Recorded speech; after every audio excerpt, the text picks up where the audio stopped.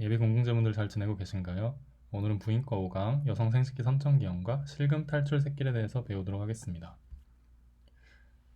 여성 생식기 선천기형에서 가장 대표적으로 나오는 건 이제 자궁의 선천성 기형인데 되게 종류가 많아요. 종류가 많은데 이제 그 모든 것들을 내신에서 물론 외워야 하겠지만 실제적으로 중요한 것은 여기 두 번째 있는 septate 유테러스인데요. 자궁 안이 이렇게 두 부분으로 나누어지고 여기 보이면 자궁 바닥에 페임은 없죠. 바이코르네이트랑 차이를 보시면 여기는 페임이 없기 때문에 이거는 초음파 사진으로도 주고 이거를 septate인 걸 확인할 수 있어야 되고요. 사실 여기서 수술을 할 수 있는 게 치료를 할 수 있는 게 septate 정도밖에 없기 때문에 나온다면 아마 septate가 나올 거고요. 내신 같은 경우에는 그냥 초음파 주고 먼저 맞추는 게 나올 수도 있겠지만 septate는 이것만 잘라주면 이제 임신을 할 수 있고요. 뭐 여기 산도에는 문제가 없기 때문에 임신 시 질식 분만은 가능합니다. 그 자궁의 선천성형이 있을 때 이제 여기를 구성하는 게 이제 뮬러관이라고 앞 강의에서 했었습니다. 그래서 뮬러관 아노말리의 일종이고 이제 뭐 히스토살핑고그램이랑 뭐 이런 것들을 통해서 보고 이제 요로계 기형이 같이 있을 수 있기 때문에 IVP나 초음파를 통해서 요로계 기형도 한번 보고 네. 뭐 추가적으로 저희 학교 내신에 나왔던 문제 같은 경우는 자궁내막증 발생과 연관된 것은 흔적 자궁뿔이 있는 단각 자궁이다. 뭐 이런 식으로 아예 되게 스페시픽하게 나오기도 하기 때문에 그 내신을 준비할 때는 좀 더 파악하는데 이것저것 많이 봐두시고요. 실제 시험 뭐 임종평이나 KML을 준비하실 때는 이 정도만 보고 septate는 자궁경 중격 절제를 한다. 이 정도만 봐셔도 될 것 같습니다. 네, 이제 실금 탈출 새길에 대해서 보도록 할 텐데요. 실금이란 그냥 새는 거예요. 좀 이제 요실금 같은 경우는 좀 들어보셨을 텐데 소변이 이제 본인의 의지와 상관없이 새는 그런 문제인데 총 두 가지 파트로 나눌 수 있습니다. 소변을 저장하는 문제, 이제 배출하는 데는 이상이 없는데 소변 저장하는 데 문제가 있어 생기는 두 가지 생기는 경우와 소변을 이제 배출하는 데 문제가 생기는 경우입니다. 이제 소변 배출에 문제가 생기는 경우는 소변 양도 감소하고 잔류량이 증가돼 있어서 그러니까 이거는 내보내야 되는데 못 내보내서 문제고 얘네는 내보내고 싶지 않은데 그냥 나와서 문제. 뭐 이 정도로만 생각하시면 되겠습니다. 이제 긴장성 요실금 먼저 볼 텐데요. 이제 말 그대로 긴장했을 때 몸에 힘이 들어갔을 때 소변이 나온다는 겁니다. 재채기나 기침, 줄넘기 등으로 이제 복압이 상승할 때 소변이 새는 거고 이제 골반에 힘이 너무 없어서 생기는 문제겠죠. 근데 이거는 이제 다음과 같이 진단을 하는데 여기서 좀 특이적인 검사는 큐팁 테스트라는 겁니다. 여기 이제 블래더에 큐팁을 넣어놓고 힘을 줬을 때 이게 30도가 돼야 30도보다 넘어가면 그걸 이제 우리는 긴장성 요실금이다 이렇게 진단을 내리는 거고요. 이제 이 경우에는 일단 근육이 힘이 없으니까 근육에 힘 주는 케겔 운동을 먼저 하겠죠. 그래도 안 되면은 다음과 같은 약을 쓸 수도 있고 그 다음에 수술적으로는 뭐 슬링을 걸거나 무긴장성 질 테이프술을 한다. 이렇게 수술도 있고 비수술적도 있는데 가장 먼저 되는 거는 케겔 운동이다.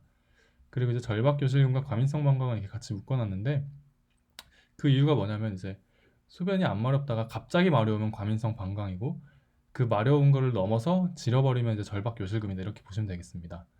이제 절박교실금은 노인 여성에서 가장 흔하고요. 이제 배뇨근이 갑자기 막 수축을 하고 그런 상황입니다. 그래서 갑자기 소변이 엄청나게 마렵고 그 다음에 소변을 지리기까지 하는 게 절박교실금이고요.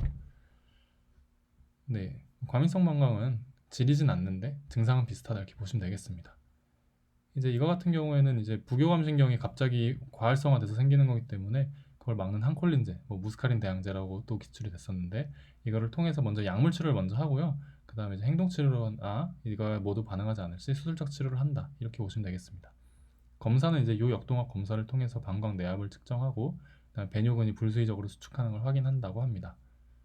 이제 신경성 방광은 그냥 신경이 이제 우리 소변 보는데 그 방광에 관여하는 그런 신경이 고장나서 생기는 그런 문제인데요.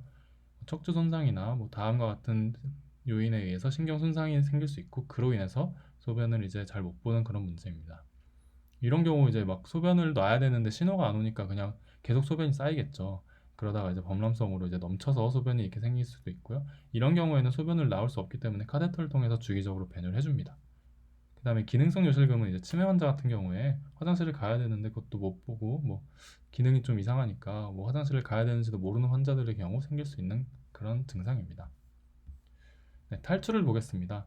탈출은 이제 골반기관 탈출증을 생각할 수 있겠는데 이제 자궁이 질을 통해서 튀어나오는 겁니다. 이 느낌은 이제 뭐 무언가가 질로 튀어나오는 느낌이 난다. 뭐 이렇게 표현을 하고요. 주로 나이 드신 노인분들에게 좀 많이 생기겠죠. 이제 당연히 서면은 중력 때문에 심해지고 누우면 좀 나아질 텐데 스테이징은 다음과 같이 네 가지로 나눌 수 있습니다. 이제 하이맨을 기준으로 천여막을 기준으로 이제 위에 1cm, 그 다음에 아래 1cm까지가 스테이지 2고 1cm보다 더 위쪽에서 조금 튀어나와 있으면 스테이지 1, 아예 안 튀어나와 있으면 스테이지 0고 천여막 밑으로 1cm보다 더 튀어나오면 스테이지 3, 그 다음에 버자이너까지 튀어나온 경우 스테이지 4라고 합니다. 이런 경우에 이제 증상이 없으면은 사실 그냥 경과관찰하고 케겔 운동을 하면 되겠죠. 근데 이제 증상이 있으면, 즉 이제 복압성 요실금이나 이런 것들이 있으면, 어쨌든 복압성 요실금이랑 골반기관 탈출증 모두 다 이제 힘이 약해서 내려오거나 이제 소변이 새는 경우이기 때문에 그런 경우엔 다음과 같이 질식 자궁 절제술을 하고 전후방 질을 봉합하는 수술을 해서 해결을 합니다. 그 다음에 수술이 금기일 때 이런 경우는 뭐 고령이거나 뭐 애초에 그냥 신체 기능이 안 좋거나 심장이나 폐가 안 좋거나 그런 경우에 폐사리를 통해서 이렇게 내려오는 것을 막아주는 겁니다. 이렇게 여러 가지 모양이 있을 수 있고요. 네. 다음 이제 새길과 자궁절제술의 합병증에 대해서 보겠습니다. 새길은 이제 뭐 피스툴라라고 하죠. 그냥 뚫린 겁니다. 이게 뭐 유리너리 트랙에서 뚫릴 수도 있고 이제 뭐 장이 뚫려서 질 쪽으로 이제 나올 수도 있는데 가장 많은 경우는 다음과 같고요. 이런 경우 뭐 질로부터 이제 분비물이 나오겠죠. 네. 이제 유리너리 피스툴라 같은 경우에는 이제 질에 탐폰을 삽입하고 유레터 염색약을 넣으면 이제 거기 탐폰에 묻어나오는 것을 통해서 확인할 수 있겠고 이런 경우 이제 폴리를 꽂아서 자연 폐쇄를 기다린다.